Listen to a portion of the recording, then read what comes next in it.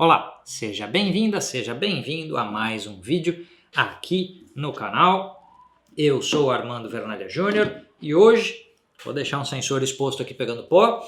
Além de deixar um sensor exposto pegando pó, hoje a gente vai ter o review desta lente aqui, a Canon RF 24 a 105mm f4 LIS USM.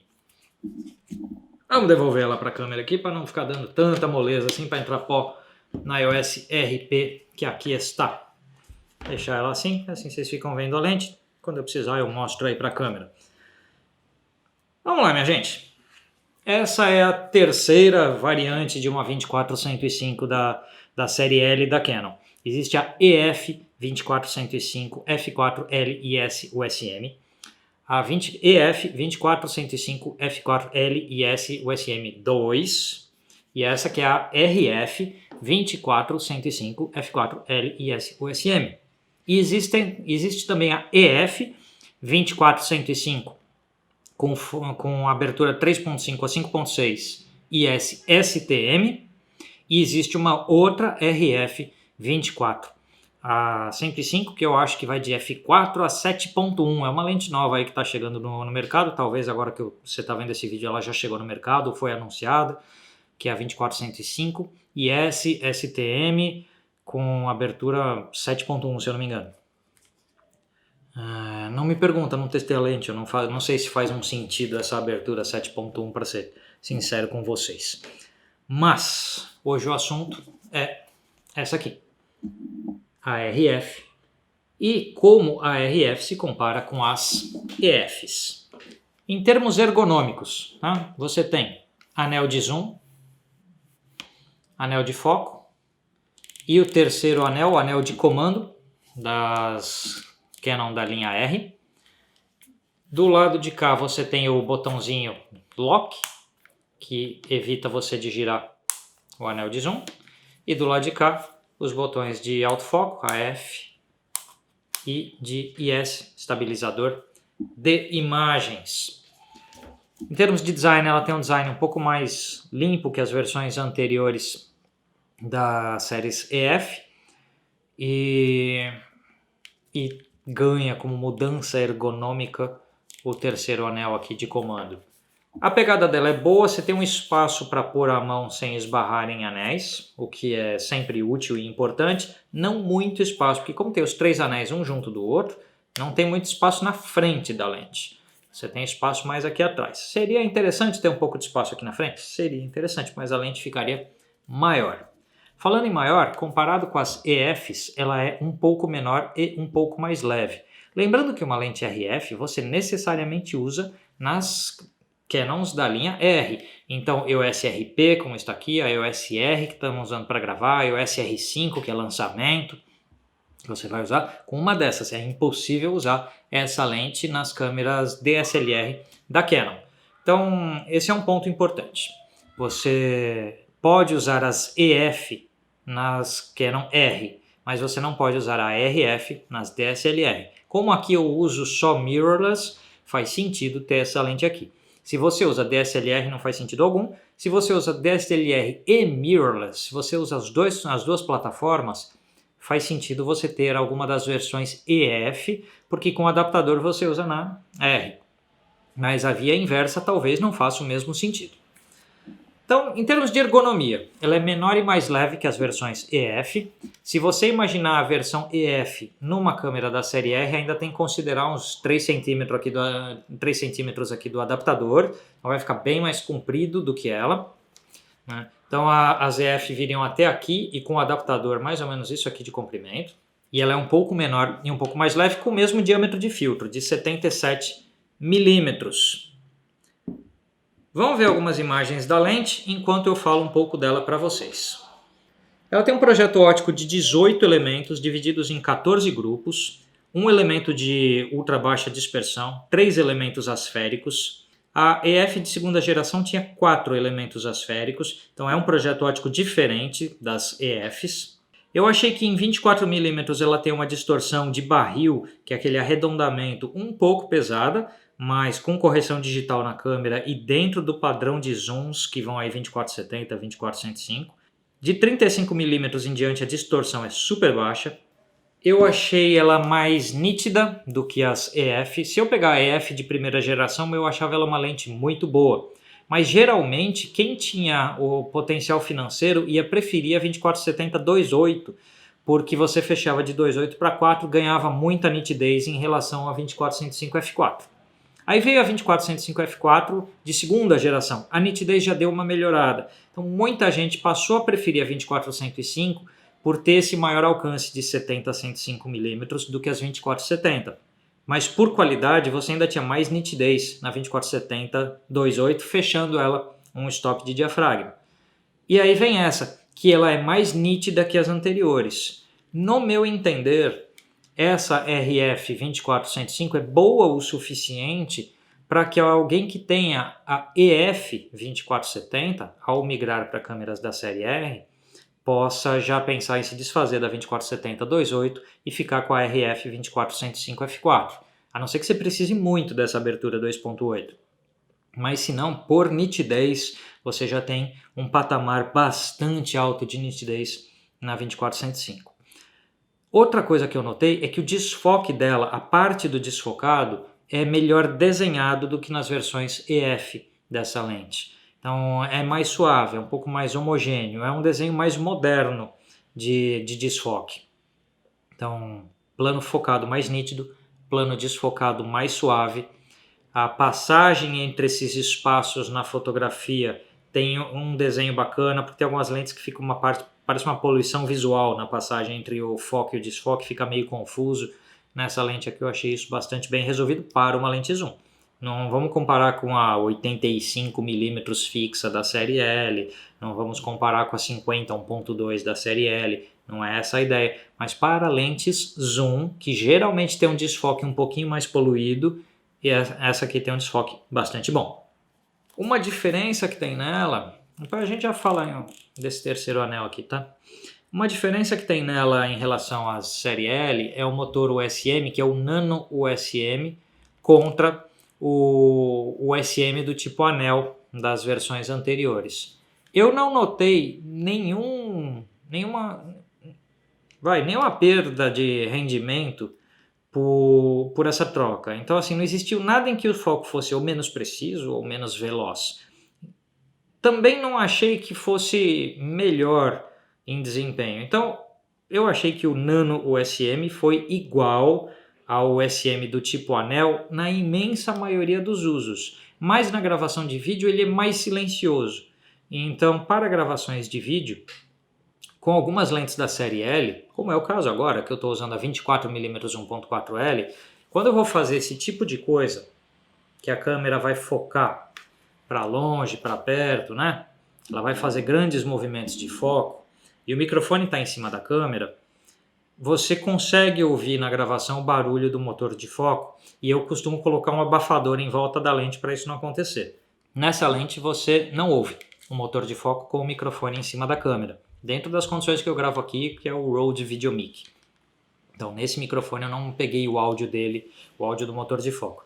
Então eficiência idêntica dos motores USM anteriores, mas com menos barulho ainda. Como ela se compara com relação às versões EF?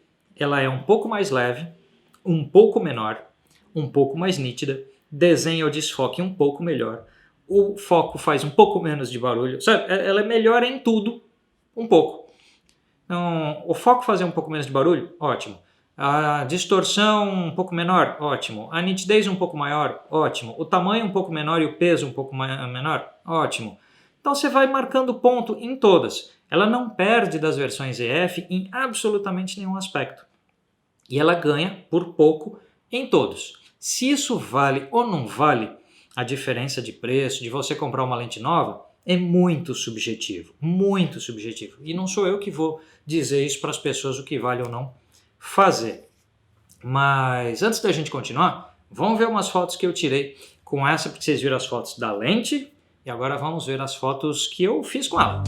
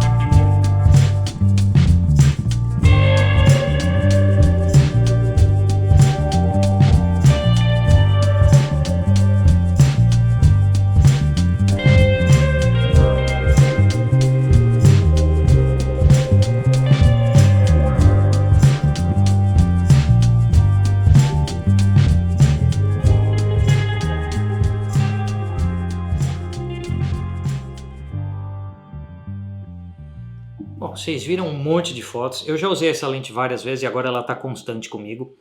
Da primeira vez que eu peguei uma EOS R para fazer o review da EOS R, eu fotografei shows com essa lente. E agora, como eu falei, ela está direto aqui.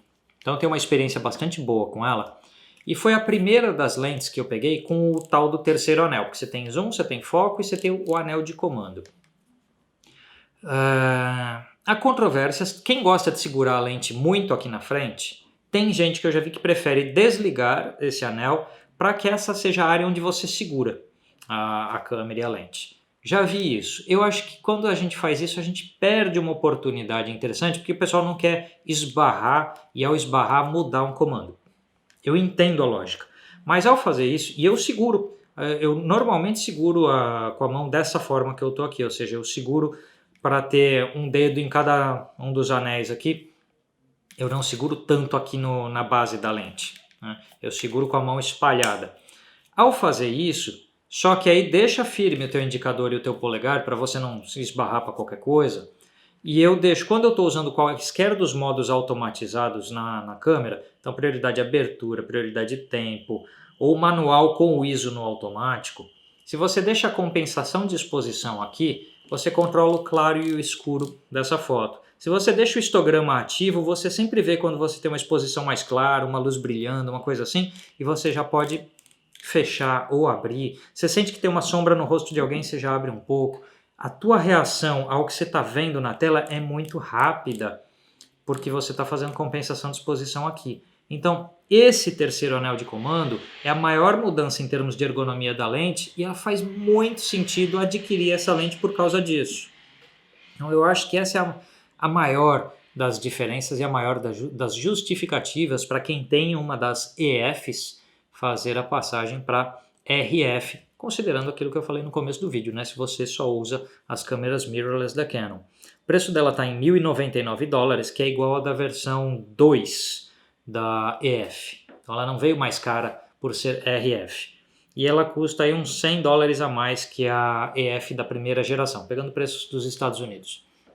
Então eu acho que ela vale esses $100 a mais que a 1 e ela valeria $100 a mais que a 2 fácil, só por conta desse terceiro anel e dos ganhos pequenos de nitidez, de menor barulho de foco, de peso, tamanho, tudo isso que eu já falei para vocês. Então o que eu queria deixar de experiência de usuário nesse review da RF 24105? Se você tem uma mirrorless full frame da Canon, eu acho que é a melhor lente que você pode ter para uso geral. Não tem nenhuma lente no set da Canon ou na concorrência direta de lentes genéricas que possam oferecer algo, nenhuma lente com todas as qualidades desta que ela reúne. Então, se você quer uma zoom de uso geral, então você vai levar uma lente para ir viajar, você vai levar uma lente para cobrir um evento, você vai ter uma lente para fazer um casamento inteiro com ela. Essa é a uma lente para você ter, porque você tem tudo que tem de grande angular a tele curta, com uma qualidade de imagem muito alta, um desfoque bonito, velocidade de autofoco impressionante, proteção contra a umidade, tudo isso que a série L tem. Então, para uso profissional, o chamado cavalo de batalha, o workhorse de qualquer profissional, eu acho que essa é a lente. Eu sei que tem gente que prefere 24-70 em abertura 2.8. Eu sei, conheço um monte de gente. Eu não troco esse um ponto de diafragma por... Falei confuso, mas enfim. Eu troco esse um ponto de diafragma de 4 para 2.8 ou de 2.8 para 4, eu perco esse um ponto de diafragma com muita tranquilidade pelo maior alcance de 70 a 105 mm. Mas eu acho muito mais importante ter esse alcance extra do que ter aquele ponto a mais de diafragma. Ainda mais que são câmeras que vão a ISO 12.000 com qualidade. Então, você não vai ter muito problema por ser uma lente f4. Não tem muito problema por ser uma lente escura. Então, você fala assim, olha, mesmo ignorando dinheiro, Armando, você tem 24-70 2.8 e você tem 24-105 4. A 24-105 custa metade ou menos da 2.8, mas você tem o dinheiro que você quiser. Qual você pega? Eu pego a 24-105 4 porque eu acho que ter mais opções de enquadramento é mais importante do que ter esse um ponto de luz. Tem gente que vai dizer o contrário? Tem. E vai ter razão dentro do seu trabalho, das suas necessidades? Claro que vai. Cada um, isso é subjetivo. Mas eu prefiro, se eu vou para um evento corporativo, o dia que voltar a ter evento corporativo. Se eu vou fotografar um show, o dia que voltar a ter show. Se eu vou fazer uma sessão de retratos, que eu não sei as distâncias que eu vou ter para as pessoas, porque eu não sei o lugar em que eu vou fotografar. A maioria dos usos, vou fazer foto de produto lá no cliente que me chamou e eu não sei direito também as distâncias e espaços que eu tenho. É muito mais importante ter opções de enquadramento do que ter um ponto a mais de luz. Entre uma 2470 e uma 2405, eu geralmente vou preferir a 2405. E essa virou minha lente de trabalho desde que chegou aqui em casa. Recomendo com muita tranquilidade, uma das melhores lentes zooms disponíveis para a Canon no momento. E é isso, assim foi o review da RF 24-105 F4 LIS. USM, a gente se vê por aí, pessoal. Eu sou Armando Vernalha Júnior. Dá aquela forcinha, quer estudar, tá precisando melhorar o seu trabalho? Aproveita e dá uma forcinha e compra os meus cursos. O link para eles na descrição desse vídeo. Tchau, tchau.